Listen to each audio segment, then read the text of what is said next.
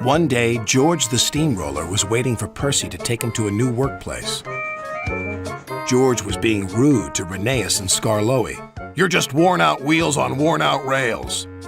"You need rocks for your roads," replied Skarloey, "and we're helping you." "I need to flatten little engines in the scrapyards," retorted George. Then Percy arrived to take George away. He was still rebelling. "Railways are no good. Turn them into roads." The little engines were pleased to see him go. George grumbled all the way to the old branch line. He was going to turn it into a road. When they arrived, George was rude again. "Bumpy ride on rotten rails. I'm glad it's over." "So am I," said Percy. "Ha!" huffed George.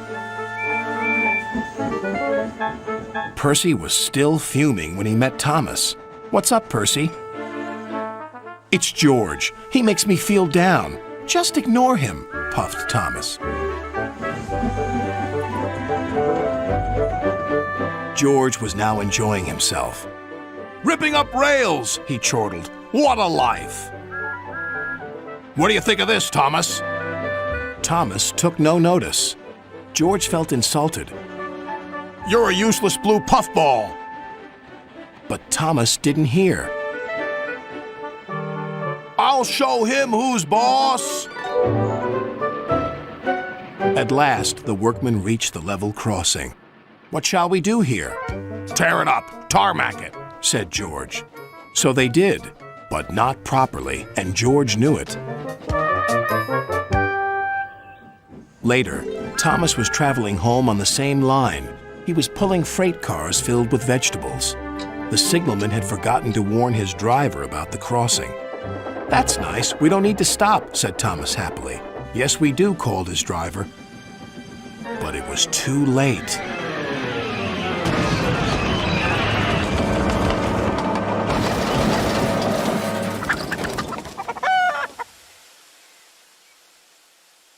Next day, Percy told Gordon all about George. "Huh!" snorted Gordon. "You're just a small engine. That's why he's rude to you. He wouldn't dare cause me any trouble." George had been taken to some yards to work. Duck arrived with a train of empty freight cars. George was blocking his way, and a car was stuck on the main line. "Let me through," demanded Duck. "You'll just have to wait," replied George. "There's no time to wait. I must clear my freight cars from the main line to let Gordon through." "Then he'll have to wait too," said George.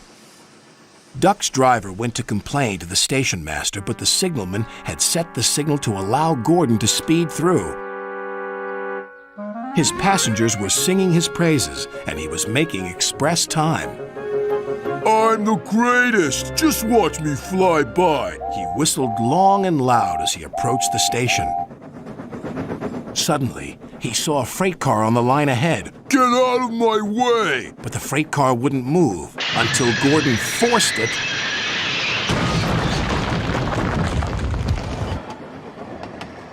By accident. Gordon was worried that Sir Topham Hatt would be cross. He was, but not with Gordon. "Whoever caused this disturbance will have me to answer to." And he did, a few days later. "Look who's here," said Thomas. George had been found out by Sir Topham Hatt and punished. He looked miserable. "Now we'll get some peace at last," said Percy. "I want to get rolling again, but I've got to wait a whole week till I do." "And then you'll be just as rude as ever." "Eh, George?" "I hope not. Don't you?"